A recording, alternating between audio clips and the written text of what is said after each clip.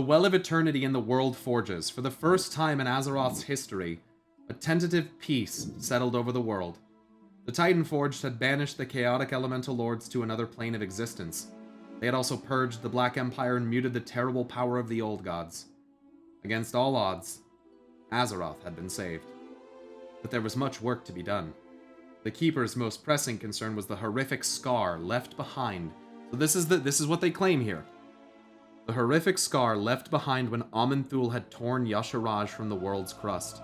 A constant stream of volatile arcane energy bled from the colossal rift, lashing out across the world.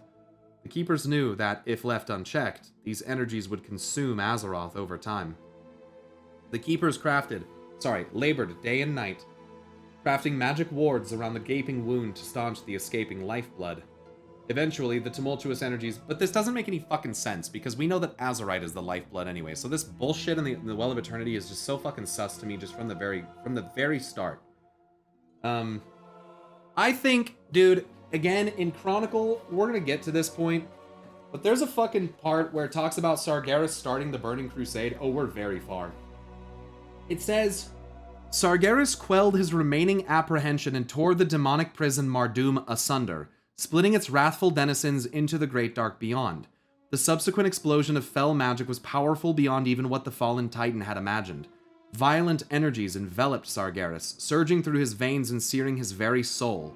His eyes burst in gouts of emerald fire, which isn't true.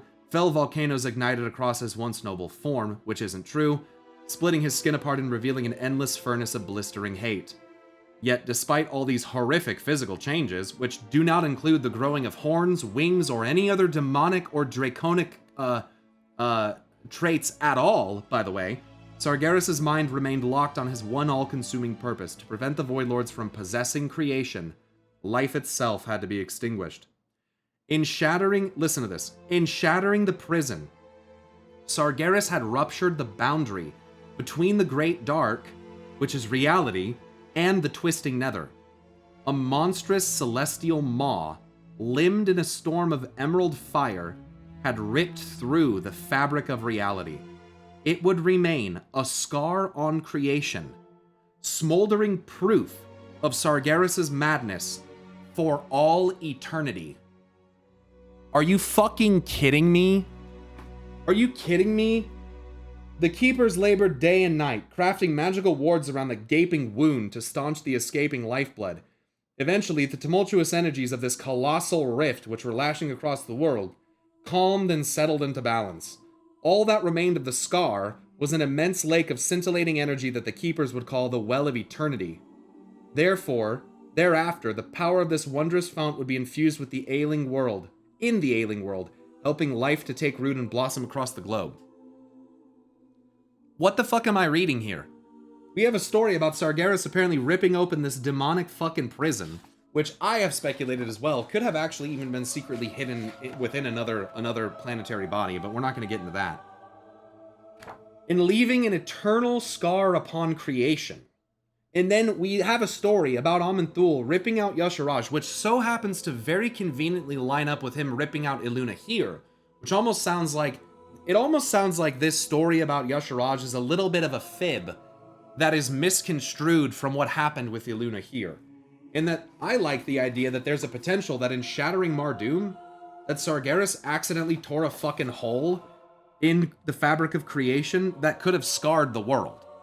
Smoldering proof of his madness for all eternity, as it is called the Well of Eternity.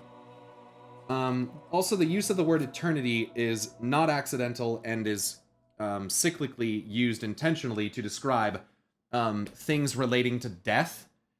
So, for example, the final cinematic of Warcraft 2, Reign of Chaos, where Archimonde attacks the World Tree, that's called Eternity's End. Also, in the LFR section for the Seat of the Pantheon at the end of Legion, where you confront Argus the Unmaker, in the description for that it says, forces that shape the cosmos, sights too wondrous for mortal eyes, come forth heroes and behold Eternity's End. Which, once again, Eternity's End was the last cinematic name from Warcraft 2, and it was the last patch for Shadowlands, where we confronted the Jailer and stopped Eternity from basically taking over everything. So it could just be nothing, and I could just be misconstruing these two very separate and unrelated events. But I kind of don't think I am, and I'm hoping to be proven wrong about that in the future. But it kind of sounds like much of what we know about Primordial Azeroth, the Well of Eternity, the Black Empire is complete bullshit. Like, oh yeah, we ripped out Yasharaj in the middle of Azeroth, even though all of his influence is found in the southern reaches of Azeroth, significantly closer to both Ungoro Crater and the Vale of Eternal Blossoms, where the Vault of Yasharaj is literally at. So I guess I'm just not so, I don't believe it. It doesn't make any sense. Yeah, this is like a Well of Life type thing. I think that the Well of Eternity was supposed to serve as a magical font for the world to basically spread arcane energies throughout the entire world and put it into stasis. I could be totally wrong about that, but guys, it seems to me like the Well of Eternity was the Titans' endgame for how they were going to order the whole planet.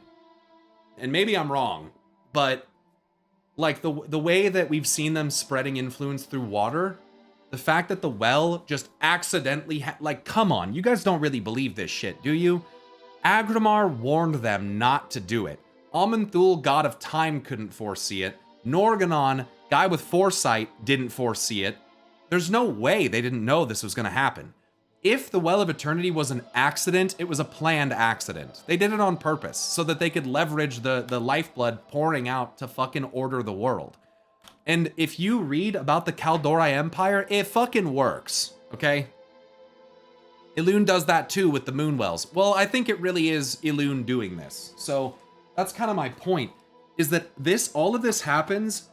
Galakrond, the Pantheon, they make the Keepers, the Pantheon leaves, Galakrond falls, the dragons are empowered by the Keepers, they're given their charge. Odin in the Halls of Valor, he gets the fuck out of there. Then Sargeras does the betrayal, starts the Burning Crusade. The Burning Crusade doesn't even start until after the Well of Eternity is fucking made, okay? Loken does his betrayal, shocker, Norganon. The Halls of Valor are sealed off because Od's pissed off. The Keepers fall because of Loken's betrayal. They run away. Ra vanishes. Keeper Tyr and the others fucking run away after the Winterscorn War. The Discs of Norganon become an issue, which is why this whole conflict there continues, because it's kept a record of everything that's happening. So Tyr, Ironia, Arcades run away. Then humanity is born, like a couple thousand years later. It's like what the fuck? And all the while, let's see.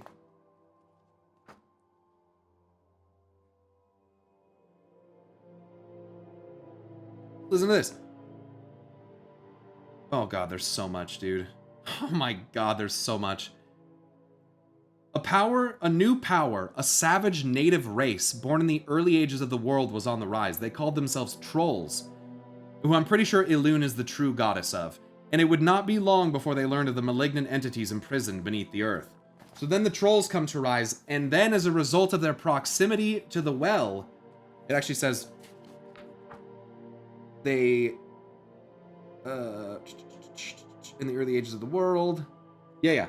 Then Zinashari is just like, BAM! And look at how big the moons are in Zinashari, bro.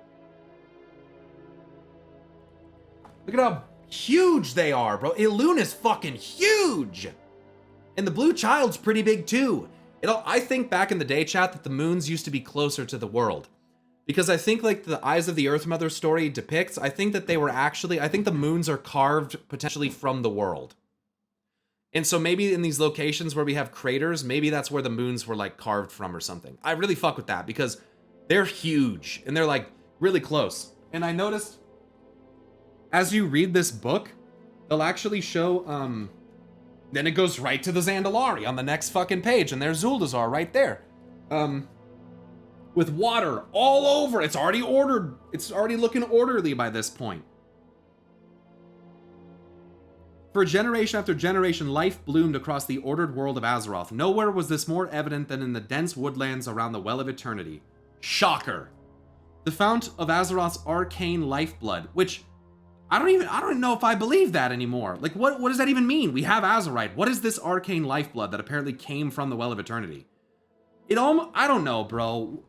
I like the idea that Yasharaj or this Elune here connected to a different realm, and when they tore it out, they ripped open a hole between that realm and this realm, and that's where the magic is coming from.